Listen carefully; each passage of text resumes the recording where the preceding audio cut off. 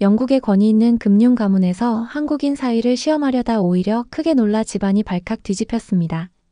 놀랍게도 그 일이 발생한 장소는 영국도 한국도 아닌 두바이였던 것으로 밝혀지며 주위 사람들을 혼란스럽게 만들고 있습니다. 한국인 사위를 얕보던 영국 장인은 자신의 행동을 크게 후회하며 땅을 쳤다고 하는데요. 아랍 왕실의 환대를 받고 어딜 가나 프리패스를 받은 한국인 사위가 도저히 믿기지 않았다고 합니다.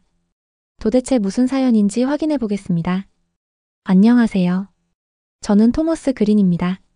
런던에 본사를 둔 그린앤코 투자은행의 대표이사로 일하고 있습니다. 창밖으로 런던의 아침 안개가 서서히 걷히고 있었어요. 저는 고풍스러운 사무실에 앉아 오늘의 주요 투자 보고서를 검토하고 있었습니다. 185cm의 키에 항상 맞춤 정장을 입고 회색빛으로 물든 머리카락은 저의 오랜 경험을 말해주고 있었죠. 창문을 통해 들어오는 따스한 햇살이 제 책상 위 금색 펜을 비추고 있었습니다. 토머스 버튼그룹 인수 관련 보고서입니다. 비서 앤드루가 새 서류를 들고 들어왔어요. 저는 고개를 끄덕이며 서류를 받아들였습니다. 금융계에서 4대째 자리를 지켜온 그린 가문의 자부심이 가슴속에서 울리고 있었어요. 숫자와 그래프로 가득 찬 종이들을 넘기면서 저는 편안함을 느끼고 있었습니다. 이것이 제가 가장 잘 아는 세계니까요. 그날 저녁 켄싱턴에 있는 저택으로 돌아왔을 때 평소와 다른 분위기가 저를 맞이했습니다. 아내 캐롤라인은 거실 소파에 긴장한 표정으로 앉아 있었고 딸 에밀리는 창가에서 무언가 생각에 잠겨 있었어요. 아버지, 오늘은 꼭 말씀드려야 할 게 있어요. 에밀리가 제게 다가오며 말했습니다. 저는 가죽 소파에 깊이 앉으며 넥타이를 느슨하게 풀었어요. 무슨 일이지, 에밀리? 제가 결혼하기로 했어요. 그 순간 제 마음속에 기쁨과 안도감이 함께 밀려왔습니다. 옥스퍼드를 졸업한 에밀리가 마침내 좋은 상대를 만났구나 싶었죠. 아마도 제가 알고 있는 금융계 젊은이 중 한 명일 거라고 생각하고 있었어요. 누구지? 혹시 버크셔가의 윌리엄인가? 에밀리는 잠시 머뭇거리며 손가락으로 머리카락을 만지작거리고 있었습니다. 아니요, 아버지. 한국인이에요. 김민호라고. 로봇공학자예요. 그 순간 저는 귀를 의심했어요. 한국인? 로봇공학자? 제 머릿속에서 한국이라는 단어는 후진국 기술 후발주자라는 생각과 연결되고 있었습니다. 비록 한국이 경제 강국으로 성장했다는 사실을 알고 있었지만 제 마음 깊은 곳에는 여전히 서구 중심적인 편견이 자리 잡고 있었어요. 에밀리, 그 사람에 대해 좀 더 이야기해봐. 제 목소리는 차갑게 가라앉아 있었습니다. 에밀리는 눈을 반짝이며 민호에 대해 설명하기 시작했어요. 하지만 저는 그녀의 말이 제 한쪽 귀로 들어오고 다른 쪽 귀로 나가고 있었습니다. 머릿속에서는 이미 그린 가문의 혈통과 아시아계 이민자라는 단어가 충돌하고 있었어요. 그날 밤 침대에 누워서도 불편한 생각들이 제 마음을 떠나지 않았습니다. 천장을 바라보며 과연 한국인 사위가 그린 가문의 명예를 이어갈 수 있을까? 라는 질문이 계속해서 맴돌고 있었어요. 창밖으로는 런던의 비가 조용히 내리고 있었고 멀리서 빅벤의 종소리가 자정을 알리고 있었습니다. 제 인생 최초의 진정한 도전이 시작되고 있었어요. 이것은 단순한 결혼 문제가 아니라 제 가슴 깊이 자리 잡은 편견과의 싸움이었습니다. 두바이행 비행기 안에서 저는 계속해서 불안감에 시달리고 있었습니다. 창문 밖으로는 구름이 부드럽게 흘러가고 있었고 승무원들은 음료를 나르며 바쁘게 움직이고 있었어요. 앞으로 일주일간의 가족 휴가는 제게 실현의 시간이 될 것 같았습니다. 옆자리에 앉은 민호는 조용히 태블릿을 보며 뭔가를 메모하고 있었죠. 그의 178cm 마른 체격과 단정하게 넘긴 검은 머리카락, 또렷한 이목구비는 첫인상으로는 나쁘지 않았지만 제 마음 한편에는 여전히 편견이 자리하고 있었어요. 에밀리는 제 옆에서 잡지를 넘기고 있었고 아내 캐롤라인은 눈을 감고 잠들어 있었습니다. 기내식 냄새가 조금씩 퍼지고 있었어요. 저는 창밖으로 시선을 돌려 멀리 펼쳐진 푸른 하늘을 바라보고 있었습니다. 토머스 씨, 이것 좀 보세요. 민호가 제게 태블릿을 건넸습니다. 화면에는 화려한 두바이 도시의 지도와 함께 뭔가 일정표가 표시되어 있었어요. 두바이에서 열리는 로봇 혁신 포럼 일정입니다. 제가 발표할 세션이 있는데 혹시 관심 있으시면 함께 가실래요? 저는 태블릿을 빠르게 훑어보고 있었습니다. 그의 이름이 주요 연사 목록에 올라 있었어요. 하지만 제 마음은 여전히 닫혀 있었습니다. 일단 가족 여행이 우선이니 시간이 되면 볼게. 제 냉담한 대답에도 민호는 차분히 미소 짓고 있었어요. 그는 태블릿을 다시 가져가 자신의 발표 자료를 검토하기 시작했습니다. 제 옆에서는 에밀리가 살짝 한숨을 쉬고 있었어요. 딸의 실망한 표정이 마음에 걸렸지만 저는 모른 척 기내 영화를 보기 시작했습니다. 몇 시간 후 두바이 공항에 도착했어요. 밖으로 나오자 뜨거운 사막 공기가 저희를 맞이하고 있었습니다. 햇빛이 너무 강해서 눈이 부셨어요. 공항 내부는 화려한 대리석과 유리로 꾸며져 있었고 다양한 나라에서 온 사람들로 붐비고 있었습니다. 입국 심사장에 도착하자 예상치 못한 상황이 펼쳐졌어요. 제가 영국 여권을 들고 줄을 서려는데 한 공항 직원이 다가와 민호를 향해 말했습니다. 김민호 박사님, 이쪽으로 오시면 VIP 골드 클래스 레인을 이용하실 수 있습니다. 저는 어리둥절했습니다. 왜 평범한 엔지니어에게 VIP 대우를 하는 걸까요? 에밀리는 흥분된 표정으로 저에게 속삭였어요. 아버지, 민호가 한국인 중에서도 특별 대우를 받는다고 했잖아요. 조금만 기다려봐요. 민호는 잠시 망설이다가 저희를 바라보며 말했습니다. 같이 가도 될까요? 공항 직원은 고개를 저었어요. 죄송합니다만 VIP 레인은 한국 여권 소지자만 이용 가능합니다. 저희 가족은 일반 심사대에서 45분 넘게 기다려야 했어요. 긴 줄에서 땀을 흘리며 서 있는 동안 라운지에서 편안하게 차를 마시고 있는 민호의 모습이 보였습니다. 제 자존심이 상하고 있었어요. 한국 여권이 영국 여권보다 우대받는 상황이라니 도저히 받아들일 수 없었습니다. 호텔에 도착해서도 충격적인 장면이 이어졌어요. 체크인 카운터에서 민호의 여권을 본 직원은 즉시 매니저를 호출했습니다. 호텔 매니저는 공손히 고개를 숙이며 민호에게 말했어요. 김민호 박사님, 로봇 혁신 포럼의 주요 연사로 모시게 되어 영광입니다. 저희 호텔 최고층 스위트룸을 준비했습니다. 저는 입이 벌어지고 있었어요. 매니저는 저희 가족에게도 정중히 인사했지만 주인공은 분명 민호였습니다. 저희는 민호의 스위트룸보다 2층 아래 방을 배정받았어요. 엘리베이터를 타고 올라가면서 저는 점점 혼란스러워지고 있었습니다. 방에 도착한 후 저는 발코니에 나가 두바이의 화려한 야경을 바라보고 있었어요. 사막 위에 지어진 초현대적 도시의 모습이 눈부시게 빛나고 있었습니다. 그때 노크 소리가 들렸고 에밀리가 들어왔어요. 아버지, 괜찮으세요? 저는 깊은 한숨을 내쉬었습니다. 민호가 정말 그렇게 대단한 사람이야? 에밀리는 미소를 지으며 제 옆에 서 있었어요. 네, 아버지. 민호는 세계적으로 인정받는 로봇 공학자예요. 특히 노인 돌봄 로봇 분야에서는 최고 전문가로 꼽히고 있습니다. 그동안 아버지에게 말씀드리려 했지만 기회가 없었어요. 저는 말문이 막혔습니다. 제가 얼마나 큰 오해를 하고 있었는지 깨닫기 시작하고 있었어요. 하지만 여전히 자존심이 저를 붙잡고 있었습니다. 다음 날 아침 저는 호텔 레스토랑에서 혼자 커피를 마시고 있었어요. 에밀리와 민호는 이미 포럼장으로 향했고 아내 캐롤라인은 스파를 예약했습니다. 커피 향이 코끝을 자극하고 있었고 주변에서는 다양한 언어로 대화하는 소리가 들려오고 있었어요. 혼자 계시네요, 그린 씨. 뒤돌아보니 중동의 전통 의상을 갖춰 입은 노신사가 서 있었습니다. 그의 하얀 수염과 깊은 주름이 오랜 지혜를 말해주고 있었어요. 압둘라 알파이살입니다. 두바이 왕실 투자 고문이죠. 그는 제 맞은편에 앉아 커피를 한 모금 마셨습니다. 저는 놀라움을 감추지 못하고 있었어요. 두바이 왕실의 인물이 갑자기 나타나다니요. 오늘 김민호 박사의 발표를 보러 오셨군요. 그는 정말 놀라운 청년입니다. 그의 노인 돌봄 로봇은 이미 저희 병원에서 테스트 중이고 왕실에서도 큰 관심을 보이고 있습니다. 압둘라의 말에 저는 당황했어요. 사실 저는 그가 그저 평범한 엔지니어인 줄 알았습니다. 압둘라는 부드럽게 미소를 지으며 말했어요. 그린 씨, 때로는 우리가 모르는 세계가 우리 눈앞에 펼쳐져 있기도 합니다. 김 박사는 한국 어촌 출신으로 할아버지의 관절염을 보며 로봇 공학자의 꿈을 키웠습니다. 그의 발명품은 이미 전 세계 요양원과 병원에서 혁명을 일으키고 있죠. 저는 입을 다물고 있었어요. 이 모든 정보를 처음 듣는 것 같았습니다. 민호에 대해 제대로 알아보려는 노력조차 하지 않았다는 사실이 부끄러워지고 있었어요. 오늘 포럼에 함께 가시는 게 어떨까요? 편견의 벽을 허무는 첫걸음이 될 겁니다. 압둘라의 제안에 저는 고개를 끄덕였습니다. 그의 온화한 미소와 지혜로운 조언이 제 마음속 단단한 벽을 조금씩 허물고 있었어요. 호텔 밖으로 나오자 뜨거운 태양이 저를 반기고 있었습니다.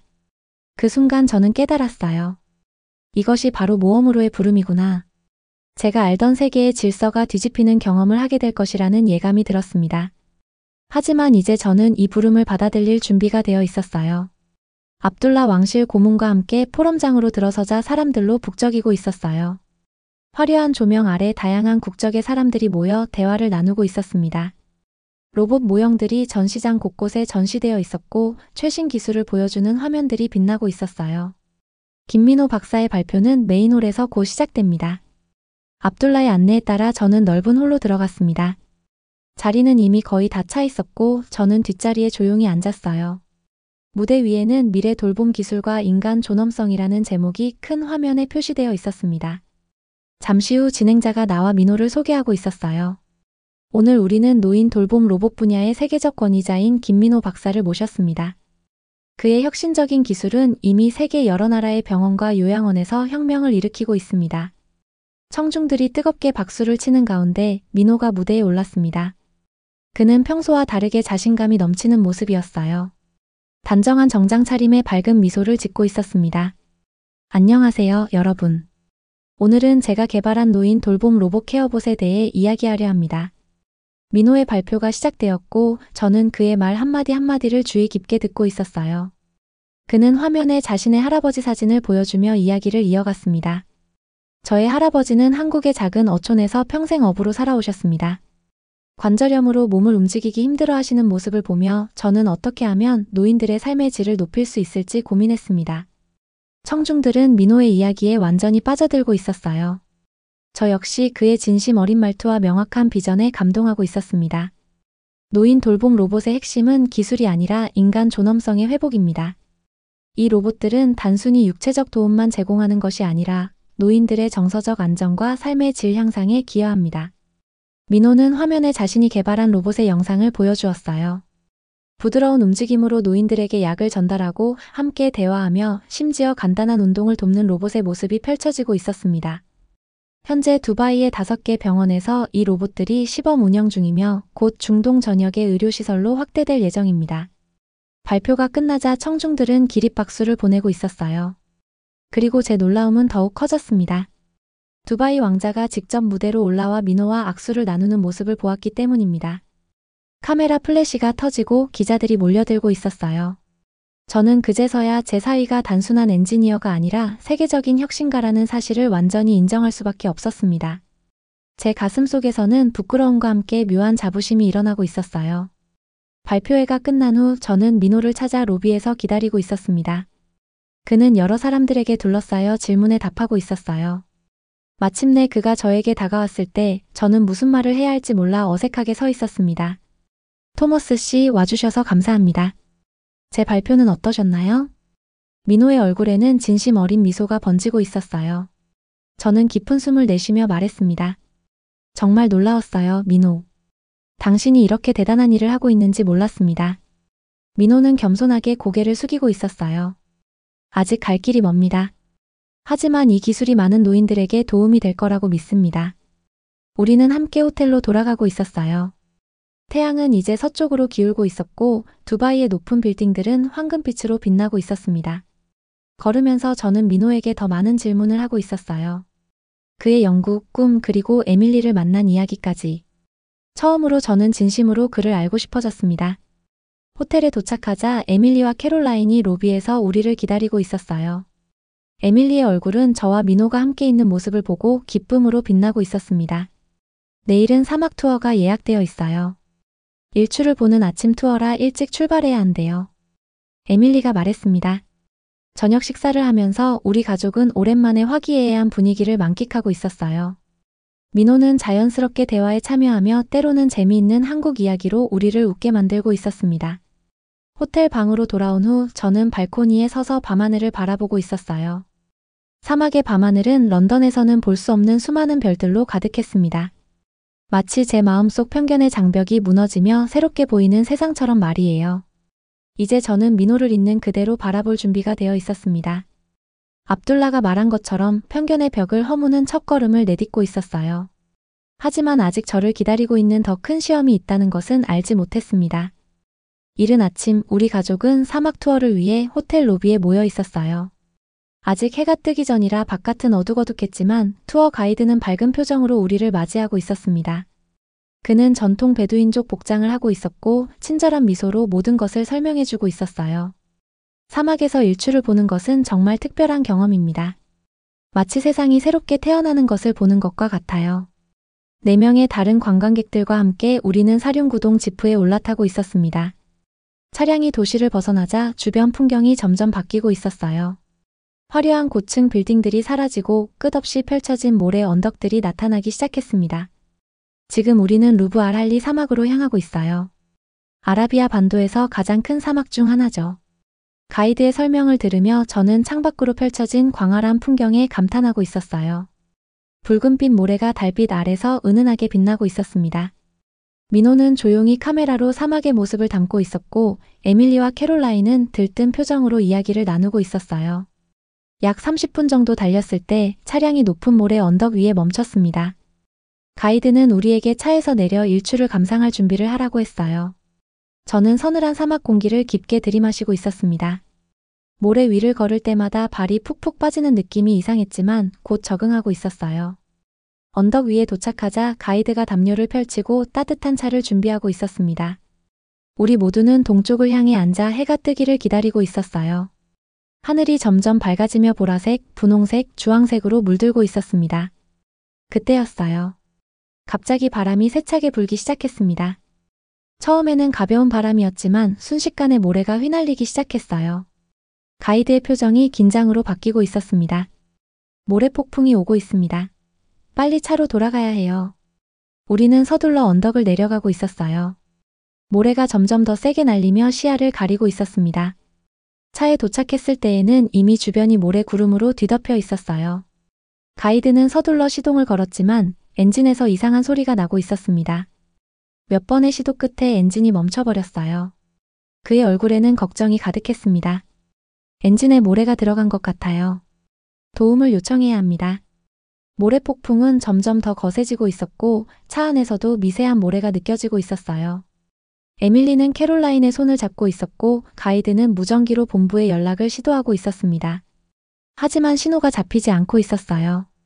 그때 민호가 차분하게 말했습니다. 제가 한번 볼게요. 그는 자신의 배낭에서 작은 툴박스를 꺼내더니 모래 폭풍 속에서도 침착하게 차 밖으로 나갔어요. 저는 창문을 통해 그의 모습을 지켜보고 있었습니다. 민호는 후드를 열고 엔진을 살펴보고 있었어요. 그의 손놀림은 정확하고 빨랐습니다. 몇 분 후 민호가 다시 차 안으로 들어왔어요. 그의 얼굴과 옷은 모래로 뒤덮여 있었지만 눈빛은 확신에 차 있었습니다. 기름통으로 모래가 들어갔어요.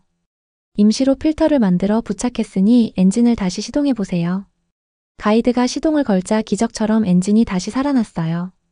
모두가 안도의 한숨을 내쉬고 있었습니다. 하지만 우리는 여전히 문제에 봉착해 있었어요. 모래 폭풍 때문에 방향을 알 수 없었거든요. 민호는 다시 한번 놀라운 해결책을 제시했습니다. 그는 자신의 스마트폰을 꺼내더니 특별한 앱을 실행했어요. 이건 제가 개발한 오프라인 내비게이션 시스템입니다. GPS가 없어도 별자리와 지형 데이터를 분석해 위치를 파악할 수 있어요. 그의 지시에 따라 우리는 가장 가까운 베두인 캠프로 향하고 있었습니다. 모래 폭풍 속에서도 민호의 앱은 정확하게 방향을 알려주고 있었어요. 저는 그의 침착함과 문제 해결 능력에 깊은 감명을 받고 있었습니다. 약 20분 후 우리는 작은 베두인 캠프에 도착했어요. 천막들이 모래 위에 놓여 있었고 캠프 사람들이 우리를 놀란 표정으로 맞이하고 있었습니다. 그들도 이런 큰 모래 폭풍은 오랜만이라고 했어요. 하지만 캠프에 도착하자 또 다른 위기가 기다리고 있었습니다. 폭풍으로 인해 담수 공급 시스템이 파손된 상태였어요. 캠프 사람들은 물 부족으로 고통받고 있었습니다. 민호는 다시 한번 놀라운 모습을 보여주었어요. 그는 자신의 가방에서 작은 장치를 꺼내고 있었습니다. 이건 제가 개발 중인 휴대용 담수화 장치 프로토타입입니다. 태양열로 작동하고 소량의 바닷물이나 오염된 물도 정화할 수 있어요. 캠프 사람들은 의심스러운 눈으로 보고 있었지만 민호는 차분하게 장치를 설치하고 있었어요. 그는 근처에 있던 오염된 물웅덩이에서 물을 조금 퍼와 장치에 넣었습니다. 몇 분 후 맑은 물이 한쪽 출구로 흘러나오고 있었어요. 캠프의 노인이 첫 잔의 물을 마셔보더니 감격스러운 표정을 지었습니다. 60년 넘게 사막에서 살아왔지만 이런 기술은 본 적이 없습니다. 당신은 우리의 구원자입니다. 민호는 겸손하게 미소 지으며 장치 사용법을 캠프 사람들에게 알려주고 있었어요. 저는 멀리서 그의 모습을 지켜보며 깊은 존경심을 느끼고 있었습니다. 이전의 편견이 얼마나 어리석었는지 깨닫고 있었어요. 그날 밤 베두인 캠프에서 우리는 큰 모닥불 주위에 모여 있었어요. 모래폭풍은 잦아들고 밤하늘은 수많은 별들로 빛나고 있었습니다. 캠프 사람들은 우리에게 감사의 표시로 전통 음식과 음악을 선물하고 있었어요. 달콤한 차 향기가 공기 중에 퍼지고 있었고 멀리서는 낙타들이 조용히 쉬고 있었습니다. 저는 모닥불 불꽃을 바라보며 오늘 있었던 일들을 곰곰이 생각하고 있었어요. 민호가 위기 상황에서 얼마나 대단한 모습을 보여주었는지, 그의 기술이 얼마나 사람들에게 도움이 되었는지를 말이죠. 제 마음속에는 그에 대한 존경심이 커지고 있었습니다. 토머스 씨, 차 한 잔 더 드시겠어요? 민호가 제 옆에 앉으며 물었어요. 저는 감사히 받으며 용기를 내어 마음에 품고 있던 질문을 했습니다. 민호 씨, 왜 그동안 당신의 성과에 대해 한마디도 없었나요? 민호는 잠시 모닥불을 바라보다가 차분히 대답했어요. 제가 보여드리고 싶었던 건 타이틀이나 성과가 아니라 진정한 저 자신이었습니다. 토머스 씨가 저를 사위로 받아들이는 것은 제 직업이나 성취 때문이 아니라 제가 에밀리를 얼마나 사랑하고 행복하게 해줄 수 있는지에 달려 있다고 생각했거든요.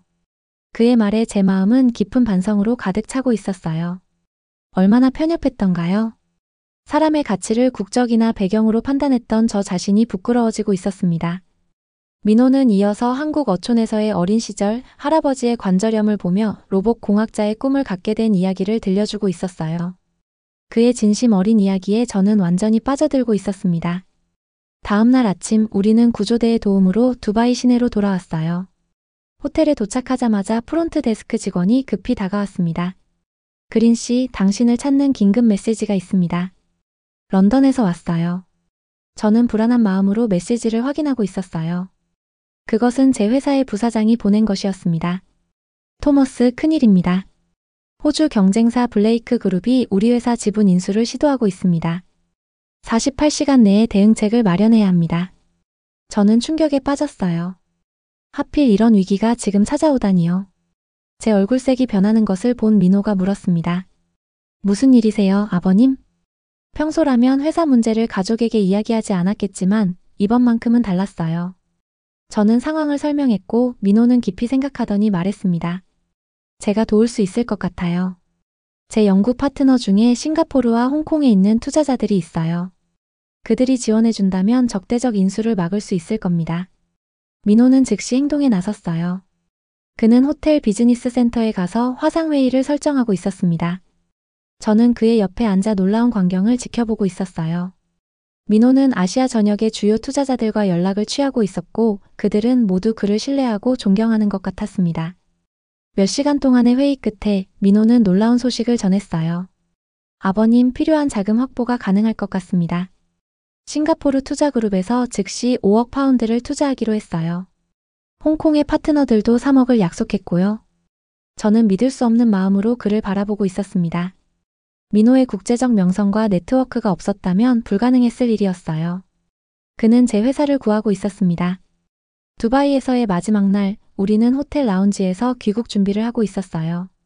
민호가 마련한 투자 덕분에 블레이크 그룹의 적대적 인수 시도는 무산되었고 런던 본사에서는 환호성이 울려 퍼지고 있었다는 소식이 전해졌습니다. 비행기를 기다리는 동안 저는 창밖으로 두바이의 마지막 모습을 바라보고 있었어요. 이 여행은 단순한 가족 휴가가 아니라 제 인생의 전환점이 되었습니다.